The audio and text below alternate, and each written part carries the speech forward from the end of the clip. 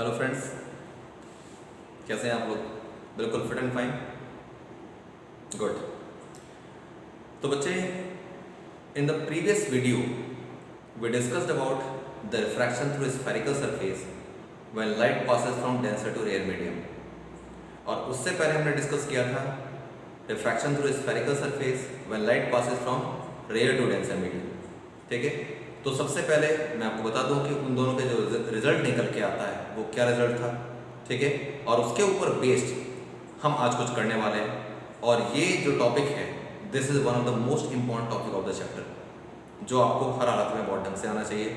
ऐसा नहीं कि सिर्फ डेरिवेशन के एस्पेक्ट में इंपॉर्टेंट है, इसके न्यूमेरिकल और इसके कंसेप्चुअल क्वेश्चन भी बहुत ज़्यादा मायने रखते हैं। ठीक है, तो मैं आपको बता दूं, पहले रिकॉल करा दूं कि आपने लास्ट क्लास में जो डेरिवेशंस करे थे उन डेरिवेशंस के रिजल्ट क्या निकल के आते थे, क्योंकि वो हमको इस डेरिवेशन में हेल्प करेंगे। ठीक है, तो देखिए, जब हमने पढ़ा था रिफ्रैक्शन थ्रू स्फेरिकल सरफेस, उसमें when light goes from rare to denser medium, जब लाइट रेयर से डेंसर जाती है तो उस टाइम जो फॉर्मूला था वो था आपके पास μ2 upon μ1 is equal to minus, sorry आपने फॉर्मूला पढ़ा था μ2 minus μ1 upon r is equal to μ2 upon v minus μ1 upon u। ये फॉर्मूला कब था? व्हेन लाइट रेयर से डेंसर मीडियम जाती है स्फेरिकल सरफेस। फिर एक दूसरा फॉर्मूला पढ़ा था आपने डेंसर टू रेयर मीडियम वाला, when light goes from denser to rare medium. Denser to rare medium के लिए same formula μ1 minus μ2 upon r is equal to μ1 upon v minus μ2 upon u हो जाता है। मतलब कि ऊपर और नीचे वाले फॉर्मूले में जो एक चेंज है, वो चेंज इस बात का है कि μ1 और μ2 एक दूसरे को रिप्लेस कर रहे होते हैं जब आप लाइट रेयर से डेंसर में डालते हैं या डेंसर से रेयर में डालते हैं। ये दोनों फॉर्मूले ही आपको याद रखना है इस डेरिवेशन के लिए जो हम करना चाहते हैं।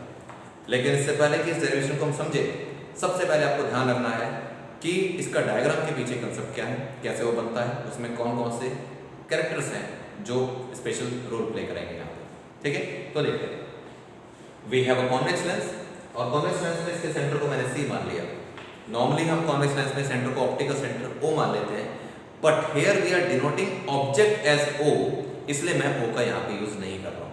ठीक है, तो मान लीजिए कि हमारे पास यहाँ कोई ऑब्जेक्ट था O।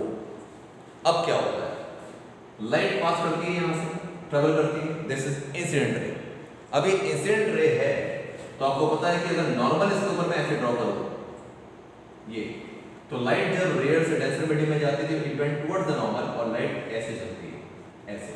अब सोचिए, ये लाइट इधर की ओर बेंड होके ऐसे आ गई, तो अगर सेकंड सरफेस नहीं होती, अगर सेकंड सरफेस, ये जो सरफेस है, अगर ये नहीं होती तो इमेज हमारी कहाँ बनती? तो हमारी इमेज यहाँ बनती। मैं इसको डॉटेड लाइन से दिखा रहा हूँ। डॉटेड लाइन से मैंने इसको यूं इसलिए दिखाया क्योंकि एक्चुअली इमेज वहां बनेगी नहीं, वो वहां तब बनती जब सेकंड सरफेस नहीं होती। तो this is incident ray, this is reflected ray, ठीक है, and the imaginary image which was going to be built over is here I dash, that means at the point I dash we can imagine the image will be there in the absence of second surface, but second surface is present, so it will play its own role। अब वो कैसे होगा देखो, तो यहाँ से incident ray थी, light को एक्चुअली यहाँ जाना था, यानी कि इमेज यहाँ बन रही थी। अब मैं इसको हटा देता हूँ यहाँ पे, हम डायग्राम को ज़्यादा कॉम्प्लिकेटेड नहीं बनाएंगे, जिसकी हमको रिक्वायरमेंट है सिर्फ वो बनाएंगे। अब अगर लाइट को यहाँ जाना था लेकिन सेकंड सरफेस आ गई, तो सेकंड सरफेस का नॉर्मल किधर बनता है? इधर बनता है। ये सेकंड सरफेस का नॉर्मल आ गया। तो अब इस सेकंड सरफेस के लिए इंसिडेंट रे कौन सी है? इस सेकंड सरफेस के लिए इंसिडेंट रे है ये, सिर्फ इतना पार्ट, और ये जो इंसिडेंट रे है इससे फिर रिफ्रैक्शन होगा, तो रिफ्रैक्टेड रे बनेगी। अब रिफ्रैक्टेड रे जो होगी वो कहाँ जाएगी? This is normal, this is incident ray, इसको जाना यहाँ पे था, लेकिन वो कहाँ जाएगी? When light goes from denser to rare medium, it will move away from normal, और away from normal के लिए लाइट कैसे जा रही थी? नॉर्मल यहाँ पे था, तो away from the normal जाने के लिए उसको नीचे जाना पड़ेगा, और लाइट यहाँ में हो जाएगी,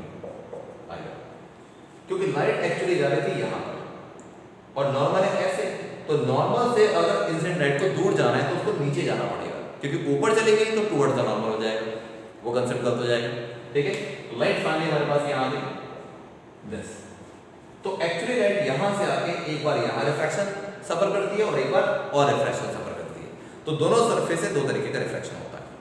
अब देखिए इसमें और क्या, तो मतलब इसको अगर मैं नहीं भी बनाऊं डायग्राम में तो काम चल सकता है, लेकिन मैंने आपको इसलिए इससे समझाया है क्योंकि कंसेप्ट इससे ही समझ में आता है। ओके, अब देखिए मुझे क्या क्या चाहिए आपको यहाँ पर बनानी है।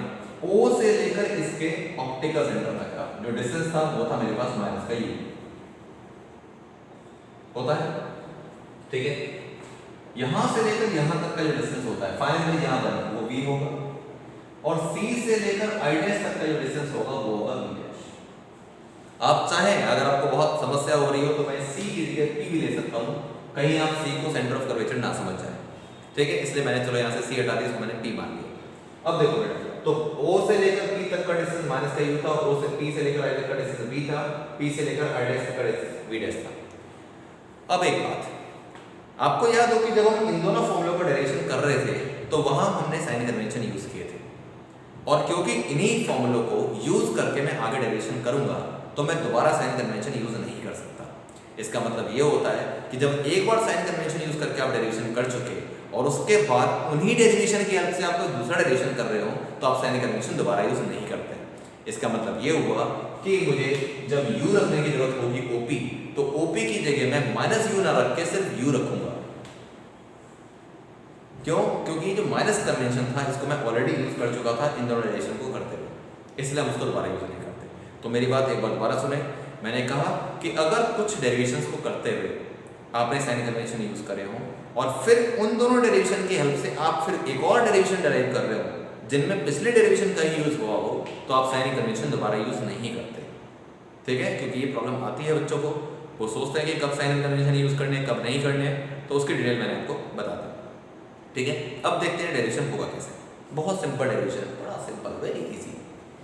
रेयर टू डेंसर ये था हमारे पास, डेंसर टू रेयर ये मैंने सिर्फ इन्फॉर्मेशन के लिए लिखा है, इसकी हमको जरूरत पड़ने वाली है यहाँ पर। तो सबसे पहले हम क्या करेंगे, we know that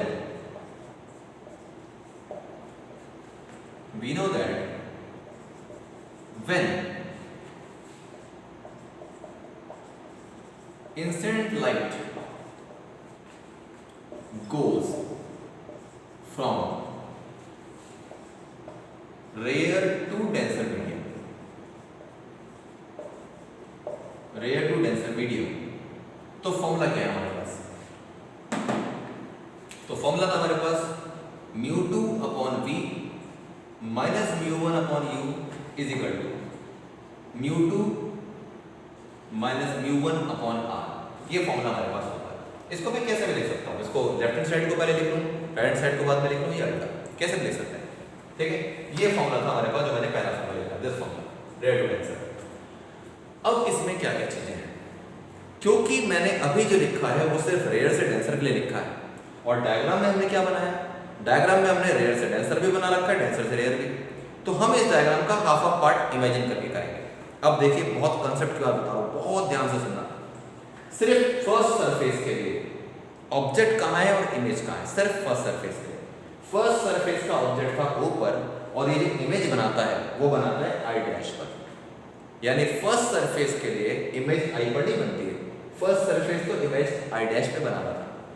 इसका मतलब ऑब्जेक्ट डिस्टेंस यानी object is present at O for first surface and image is present at I' for second surface. इसका मतलब यहां पे मैं क्या लिख सकता हूं, हियर जो ऑब्जेक्ट डिस्टेंस था u, उसकी जगह तो मुझे u ही यूज करना है। जो इमेज डिस्टेंस v होती है ना, उसकी जगह पे मैं यूज करूंगा v', क्योंकि फर्स्ट सरफेस ने इमेज बनाई थी I' के ऊपर और उसकी डिस्टेंस यहां से है v'। तो ऑब्जेक्ट डिस्टेंस तो इतना ही है u, लेकिन इमेज डिस्टेंस है हमारे पास v' तक। साथ में एक चीज और, जो r है ना हमारे पास रेडियस ऑफ कर्वेचर, उसको मैं r1 मान लेता हूं। अब देखो r1 मानना क्यों जरूरी है, मैं फर्स्ट सरफेस के रेडियस ऑफ कर्वेचर को r1 और सेकंड सरफेस के रेडियस ऑफ कर्वेचर को r2 मान लूंगा। ऐसा क्यों? ऐसा इसलिए जरूरी है क्योंकि ऐसा बिल्कुल पॉसिबल नहीं है कि हमेशा जब भी लेंस बनाया जाए उसकी दोनों की दोनों रेडियस ऑफ कर्वेचर हमेशा सेम हो। ऐसा भी हो सकता है कि एक लेंस में इधर का पार्ट तो ऐसा है और दूसरा पार्ट यूं है, तो ये ऑब्वियस है कि इसकी रेडियस ऑफ कर्वेचर कुछ और आ जाएगी और इसकी रेडियस ऑफ कर्वेचर कुछ और होगी, दोनों अलग अलग होंगी। तो रेडियस ऑफ कर्वेचर जो है वो सेम हो भी सकती है और नहीं भी हो सकती है। तो हम ये पहले से मान के चलते हैं कि मान लीजिए रेडियस ऑफ कर्वेचर सेम नहीं थी। अगर किसी क्वेश्चन में सेम होगी तो फिर तो बहुत आसान है, R1 की जगह भी R रख लेंगे, R2 की जगह भी R रख लेंगे। तो हम पहले से मान के नहीं चलते कि रेडियस ऑफ कर्वेचर सेम होगी। अगर वो सेम है तो हम बहुत इजीली सॉल्व कर सकते हैं उसको, ठीक है ना। तब तो हमको सिर्फ वैल्यू पुट करनी है। तो क्योंकि हम फर्स्ट सरफेस को सॉल्व कर रहे हैं इसलिए मैंने रेडियस ऑफ कर्वेचर को R1 लिख लिया। मैं कोई साइन कन्वेंशन पुट नहीं करूंगा क्योंकि मैंने कहा आपको कि जो हम यहाँ से सॉल्व कर रहे थे उसी से हम फर्दर एक डेरिवेशन कर रहे हैं, इसलिए साइन कन्वेंशन को दोबारा यूज नहीं करेंगे, ठीक है। अब देखिए इन वैल्यू को आपको पुट करना है यहाँ पर। तो क्या आता है μ2 अपॉन v की जगह आपको पुट करना है v dash minus μ1 upon u is equal to μ2 minus μ1 upon r1। r की जगह पुट करना है r1। इसको मैं इक्वेशन नंबर 1 लेट करता हूं, ठीक है, इजी था। अब बात करते हैं सेकंड सरफेस की, यानी कि from denser to rare medium. Now for denser to rare medium,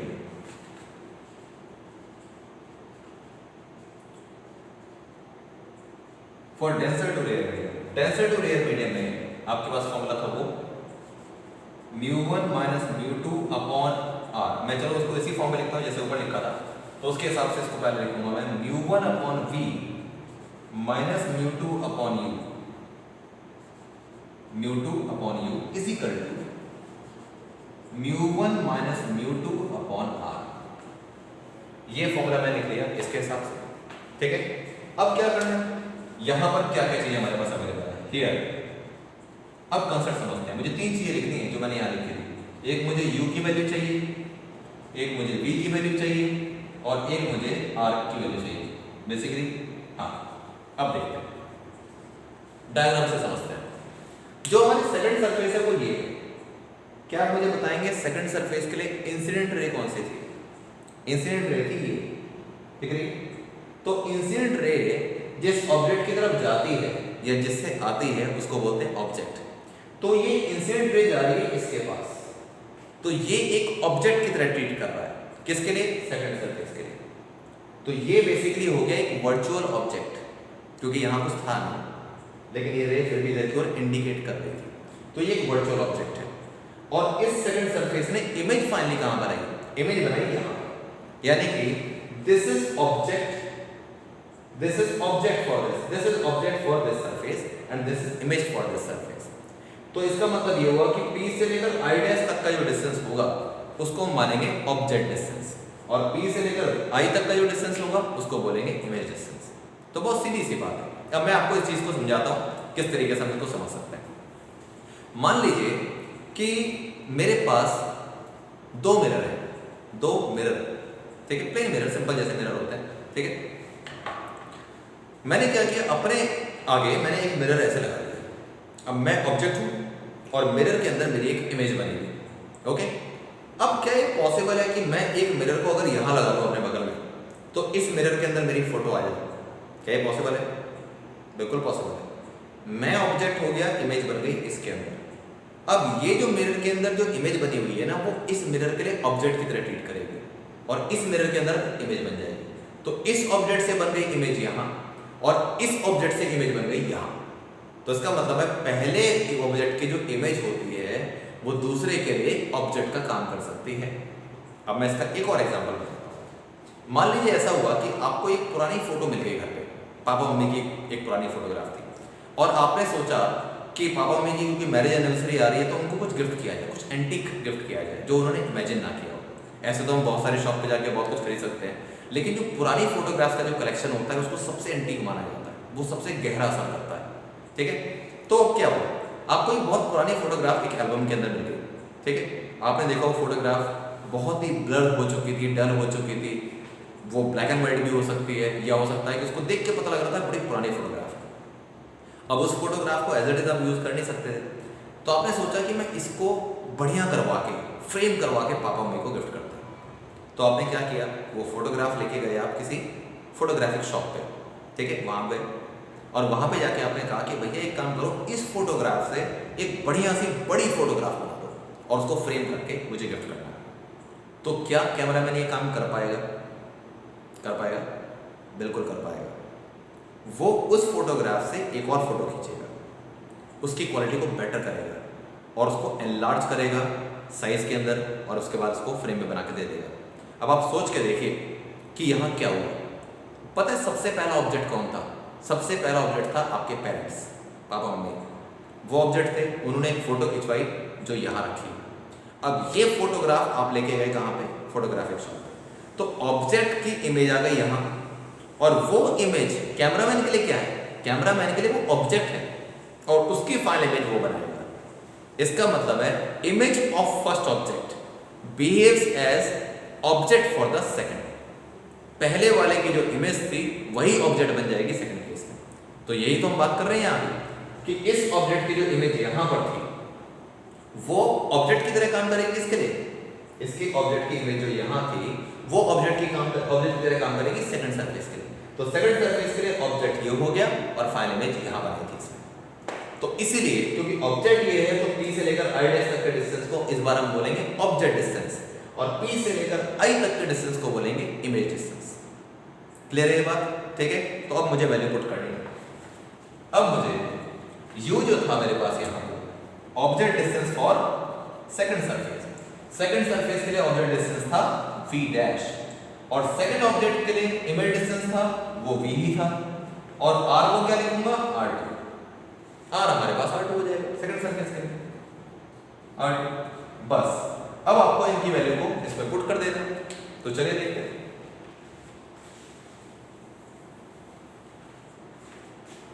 अब जब मैं वैल्यू पुट करता हूं तो मुझे मिलता है μ1 अपॉन v की जगह आपको क्या पुट करना है? v की जगह v पुट करना है, minus μ2 upon u, μ2 upon u। u की जगह क्या पुट करना था? u की जगह हमको पुट करना था v डैश। तो μ2 अपॉन v डैश आ गया is equal to μ1 upon μ1 minus μ2 upon r। तो μ1 माइनस μ2 अपॉन r की जगह क्या लिखेंगे आप? r2 लिख देंगे, r2। ठीक है, okay. This is equation number 2। अब इक्वेशन नंबर 1 भी आ गई और इक्वेशन नंबर 2 भी आ गई। तो अब क्या करना है हमको? इन दोनों को सॉल्व करना है आपस में। इसको आप सॉल्व करने के आपका फाइनल आंसर आ जाएगा। तो equation number 1 is this, equation number 2 is this. Solve करने का बड़ा सिंपल तरीका है, दोनों को सीधा सीधा ऐड कर दो। ऑन एडिंग इक्वेशन 1 एंड 2,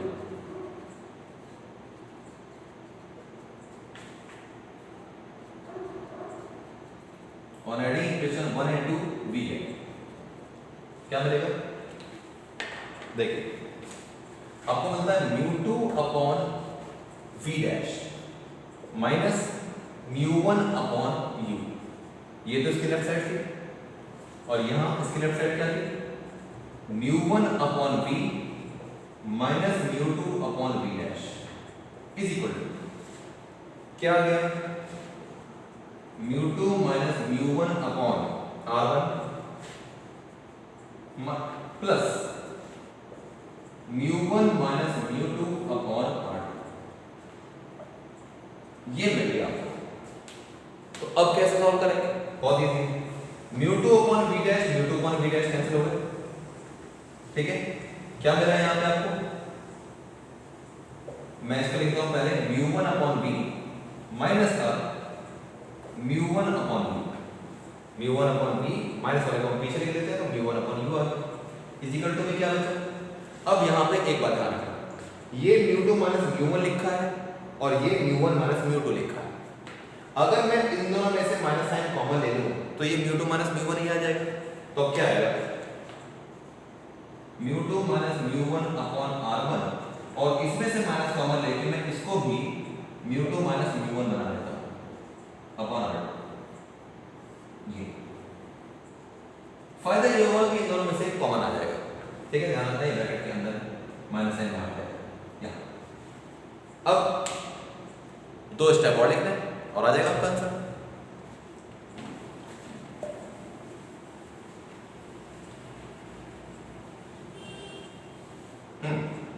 तो देखिए μ1 कॉमन आ जाता है मेरे पास लेफ्ट साइड से, तो हमारे पास आता है 1 upon v minus 1 upon u is equal to right hand side में क्या होता है, μ2 माइनस μ1 कॉमन आ जाता है। बहुत इंपॉर्टेंट फॉर्मूले का डेरिवेशन होने वाला है, ये आपके इस चैप्टर में बहुत काम आएगा। 1/r1 बचा और दूसरी तरफ से बचा माइनस का 1/r2। ठीक है, अब क्या करना है, अब आपको ये करना है कि μ1 को भेज देते हैं नीचे, 1/v minus 1/u is equal to μ2/μ1, इसके भी डिवीजन में और इसके भी डिवीजन में, ये 1/r1 माइनस 1/r2। ओके, फिर ये हुआ कि 1/v minus 1/u is equal to कितना आ गया, μ2/μ1 को हम ये लिख लेते हैं 2μ1। ठीक है, और सिंपल भाषा में इसको आप म्यू भी लिख सकते हो। आपको बुक्स के अंदर सीधा μ-1 मिल जाएगा या n-1 मिल जाएगा। रे ऑप्टिक्स में रिफ्रैक्टिव इंडेक्स को n सिंबल से एनसीईआरटी में डिनोट कर रखा है, कोई दिक्कत की बात नहीं। आप n लें या म्यू लें, सारे टीचर्स को पता होता है कि दोनों सिंबल रिफ्रैक्टिव इंडेक्स के लिए यूज होते हैं, तो आपको जो कन्वीनियंट लगता है आप उसको यूज कर सकते हैं। μ-1 1/r1 माइनस 1/r2। ओके जी, अब ऑलमोस्ट डेरिवेशन हमारा खत्म हो गया। अब यहाँ पे मैं बताता हूँ दो ऐसी बातें जिसमें अक्सर बच्चे शॉर्टकट मारते हैं। एक्चुअली मेन बात ये है कि 1/v माइनस 1/u देखते साथ हमारे दिमाग में पहला जो ख्याल आता है वो ये आता है कि ये तो लेंस फॉर्मूला है, तो 1/v माइनस 1/u को मैं सीधा 1/f लिख दूँ। ये रॉन्ग नहीं है, ये बिल्कुल सही है, लेकिन एनसीईआरटी आपको इस चीज़ को थोड़ा सा अलग तरीके से बताती है। वो कहती है कि 1/v माइनस 1/u को सीधा 1/f मत लिखिए, यहाँ पे एक कंडीशन लिख दीजिए, उससे वही आंसर आएगा। और वो कंडीशन ये है,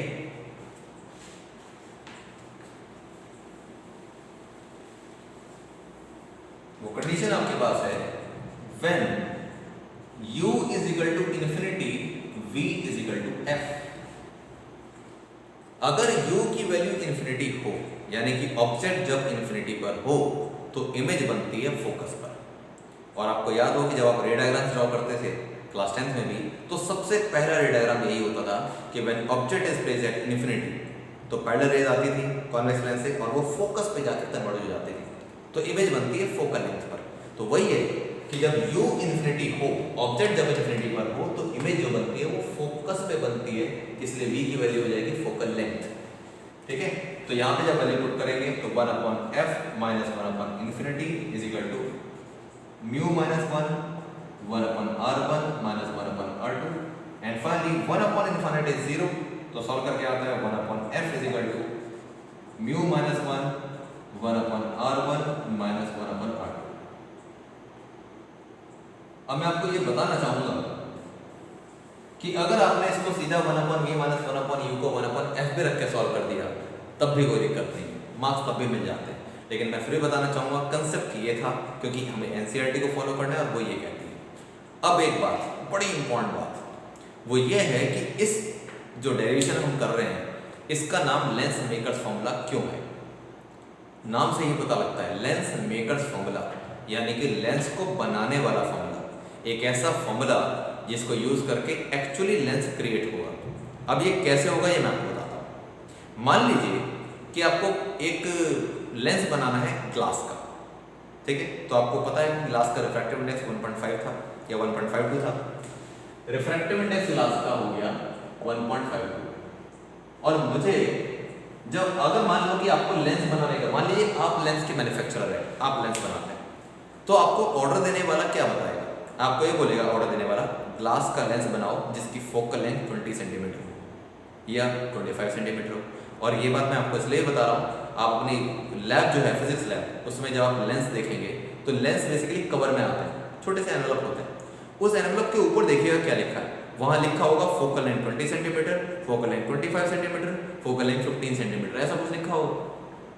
इसका मतलब ये होता है कि लेंस की मैन्युफैक्चरिंग करने के लिए जो रिक्वायरमेंट है वो है उसकी फोकल लेंथ, किस फोकल लेंथ का लेंस बनाना।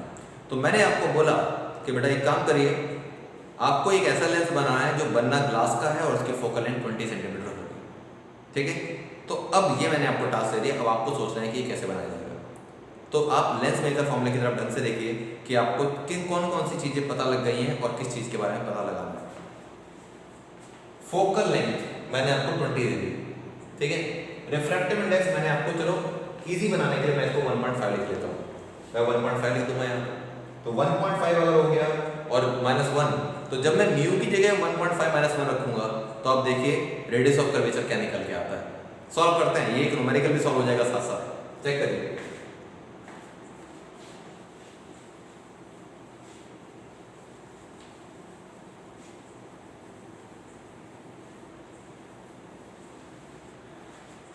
जी, तो मैंने आपको एक रिक्वायरमेंट दी कि फोकल लेंथ बननी है 20 सेंटीमीटर और रिफ्रैक्टिव इंडेक्स उसका है 1.5, क्योंकि ग्लास का बनाना है और वो लेंस बनाना है जिसकी फोकल लेंथ 20 सेंटीमीटर हो। बस ये मैंने आपको दे दिया।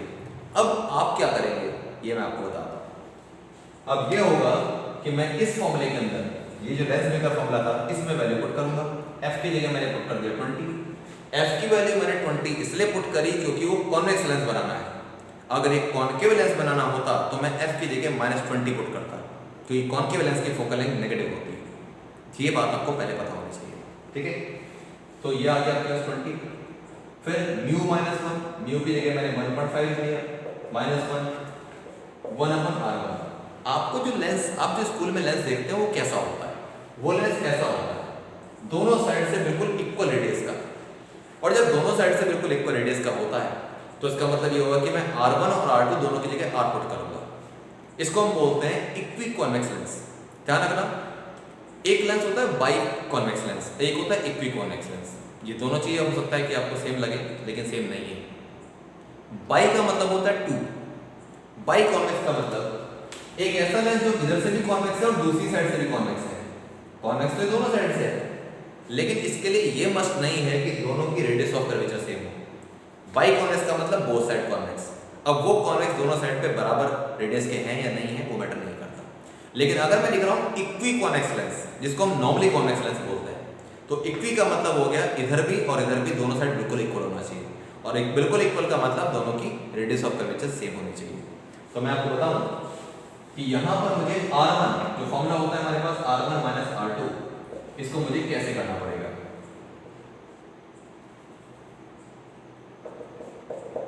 ये 1.5 - 1 आ गया 0.5। अब मैंने बोला कि R1 की वैल्यू R पुट करनी है और R2 की वैल्यू भी R पुट करनी है। अब आपके दिमाग में ये बात आएगी कि भाई R1 और R2, अगर R2 को आपने R पुट कर दिया अगर, तो ये तो कैंसिल हो जाएंगे, फिर तो कुछ सॉल्व ही नहीं होने वाला। यही तो समझना है, ये कैंसिल नहीं होंगे, और वो क्यों नहीं होंगे वो समझिए।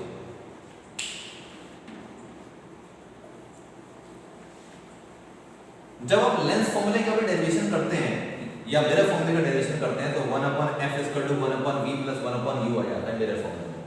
उसके बाद जब उसमें आप u, v और f की वैल्यू पुट करते हैं तो साइन लेते हैं ना, तो डेरिवेशन में जो भी आ गया हो उसके बाद दोबारा से साइन कन्वेंशन यूज करते हैं। तो इसका मतलब ये हुआ कि जब मैं r की वैल्यू पुट करूंगा तो मैं साइन कन्वेंशन यूज करूंगा। अब वो कैसे, देखो वो इस तरीके से कि ये मेरे पास थी फर्स्ट सरफेस और ये थी सेकंड सरफेस। अगर मैं फर्स्ट सरफेस को कंप्लीट करता हूं तो मेरे पास कैसा स्फीयर बनता है, इसका रेडियस आएगा इधर की ओर, R1 इसको बोलेंगे, ये इसका सेंटर हो गया। तो क्योंकि इधर की ओर आ गया तो R1 की वैल्यू आएगी +R। अब मैं दूसरी सरफेस की बात करता हूँ, ये मेरे पास सेकंड सरफेस है। सेकंड सरफेस को जब मैं कंप्लीट करूंगा तो वो U आएगा, इसका सेंटर आएगा यहाँ पे, वो डैश मान लेता हूँ।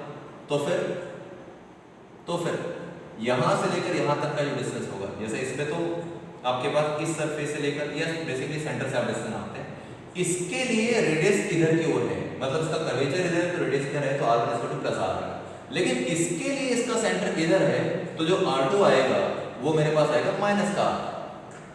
R2 = -R क्यों, R1 वाला इधर कंप्लीट हो रहा है, R2 वाला इधर कंप्लीट हो रहा है। राइट साइड में आ गया तो पॉजिटिव हो गया, लेफ्ट साइड में हो गया तो नेगेटिव हो गया। तो R1 की वैल्यू तो मुझे +R पुट करनी है, लेकिन R2 की वैल्यू -R। देखो ऐसा नहीं कि ये आखिरी क्वेश्चन है जो मैं आपके साथ डिस्कस कर रहा हूँ, ये तो डेरिवेशन करते करते क्वेश्चन बन गया, लेंस मेकर फॉर्मूले की बात थी, इसलिए मैं आपको थोड़ा सा इसका आइडिया दे रहा हूँ। लेकिन आप टेंशन मत लीजिए, अगर आपको साइन कन्वेंशन में फिर भी दिक्कत आ रही है तो हम ऐसे क्वेश्चन भी बहुत करने वाले हैं, ठीक है। इसलिए उसकी चिंता बिल्कुल मत करो। अभी सिर्फ ये समझिए कि R1 को मैं +R और R2 को -R लिख सकता हूँ इस तरीके से। अब क्या होगा, 1/20 इंटू 0.5 को नीचे ले लेते हैं is equal to 1/r plus 1/r add हो जाएंगे तो आ गया 2/r। अब देखिए 20 की 0.5 से मल्टीप्लाई करूंगा तो 10 आएगा और ये आ गया 2/r। तो मेरे पास r कितना निकल के आ गया, अगर r निकालेंगे तो 10 इंटू 2 20 हो जाएगा, r आ गया 20 सेंटीमीटर। अब सोचिए इसका कंक्लूजन क्या निकलता है। इसका कंक्लूजन ये है, मैंने आपसे ये पूछा था कि मैंने आपको एक फोकल लेंथ दे दी, 20 सेंटीमीटर फोकल लेंथ का लेंस बनाना है और लेंस बनाना है ग्लास का जिसका रिफ्रैक्टिव इंडेक्स 1.5 था, और आपसे मैंने ये बोला कि लेंस बनाओ, ऑर्डर दे दिया आपको। अब आप क्या करेंगे, आप ग्लास का एक पीस लेंगे और ग्लास का एक पीस लेंगे और ग्लास के पीस को कर्व में आपको कट करना है, कर्वेचर देना है उसका। अब वो जो कर्वेचर है वो रेडियस ऑफ कर्वेचर के हिसाब से, यानी कि मैं उसको इस साइड से और इस साइड से दोनों तरफ से ग्राइंड करूंगा और ग्राइंडिंग ऐसे करनी है कि उसका रेडियस ऑफ कर्वेचर 20 बने। और जो ग्राइंडर होता है उसको इस तरीके से आप मेजरमेंट दे सकते हैं या इस तरीके से आप उसको कमांड दे सकते हैं कि वो 20 सेंटीमीटर की कर्वेचर ही बनाएगा। तो अगर 20 सेंटीमीटर कर्वेचर इधर से बन गया, कर्वेचर 20 सेंटीमीटर इधर से बन गया, तो इसका मतलब ये है कि जो लेंस का फोकल लेंथ होगा वो 20 आपके पास 20 सेंटीमीटर ही बन जाएगा। और ऐसा नहीं कि रेडियस ऑफ कर्वेचर 20 है तो फोकल लेंथ 20 बनेगी, तो ऐसा हमेशा होगा। ये बाई चांस सॉल्व करके आया इस वजह से ऐसा है, वरना इसी तरीके से आप हर बार रेडियस ऑफ कर्वेचर निकाल सकते हैं और चेक कर सकते हैं कि उसके कॉरस्पॉन्डिंग फोकल लेंथ क्या होगी या फोकल लेंथ के कॉरस्पॉन्डिंग रेडियस ऑफ कर्वेचर क्या होगा। बाकी देखो ये काम इतना आसान भी नहीं होता, ऐसा भी नहीं कि हमेशा आपको ग्राइंडिंग करना पड़े। ऐसी बहुत सारी मशीन्स होती हैं, आपने बहुत सारे ऐसे शो देखे होंगे जहाँ पे बल्क में आपने मैन्युफैक्चरिंग होते हुए देखी होगी। तो सिर्फ मुझे अगर कर्वेचर सेट कर देना है कि वो 20-20 का हो जाए, तो मैं अगर ग्लास को सीधा यूं भी कट कर दूंगा ना तो 20-20 वाला कर्वेचर का बन जाएगा। हालांकि इसकी मैन्युफैक्चरिंग अलग अलग तरीके से होती है, ग्लास को हीट करके भी अलग अलग शेप दिए जाते हैं, लेकिन फिर भी मैं आपको बता रहा हूँ कि सिर्फ फोकल लेंथ और रिफ्रैक्टिव इंडेक्स की नॉलेज आपको हो तो लेंस कैसा बनाना है, कैसे उसकी ग्राइंडिंग होगी, ये पता लग सकता है। इसीलिए इसका नाम है लेंस मेकर्स फॉर्मूला, कि इस फॉर्मूले को यूज करके लेंस का मैन्युफैक्चरिंग होगी, लेंस की मैन्युफैक्चरिंग होगी। ठीक है बेटा, तो ये आज का कंसेप्ट था लेंस मेकर फॉर्मूला। तो मैं कहना चाहूँगा कि जो बच्चे इस वीडियो को डायरेक्ट देख रहे हैं लेंस मेकर फॉर्मूले वाले को, उनसे मेरी रिक्वेस्ट है कि वो इससे पहले जो मैंने 2 वीडियो बनाई है उनको आप जरूर देखें, ताकि आप कंसेप्चुअली स्ट्रॉन्ग हो सके इस टॉपिक के ऊपर। ठीक है बेटा, right. So take very good care of yourself. Next class में मैं कुछ आपको न्यूमेरिकल करा सकता हूँ लेंस फॉर्मूले के, और इन केस अगर मैंने अभी आपको लेंस मेकर फॉर्मूले के न्यूमेरिकल नहीं भी करा रहा हूँ मैं आपको नेक्स्ट क्लास में, तो ये बात पक्की है कि हम एक बहुत स्ट्रॉन्ग टॉपिक के साथ चलेंगे, और वो होगा आपके पास डिस्पर्जन ऑफ लाइट, जिसमें हम प्रिज्म और उसकी प्रॉपर्टीज के बारे में पढ़ेंगे। ठीक है बेटा, the next most important topic है। ओके, तब तक के लिए अपना बहुत ध्यान रखिए। Take very good care of your health and your colleagues as well as your parents. ठीक है, तब तक के लिए धन्यवाद, शुक्रिया, फिर मिलते हैं, बाय।